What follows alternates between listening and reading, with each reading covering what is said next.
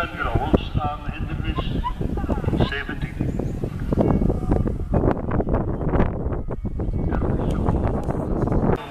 Met Lore Poelmans.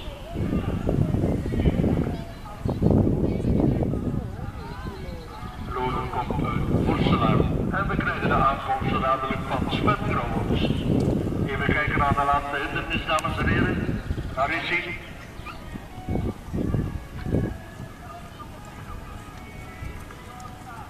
Klaarhouden Vincent Martens. Voor Sven Grauwels 6 minuten en 26 seconden. Dat is precies de toegelaten tijd.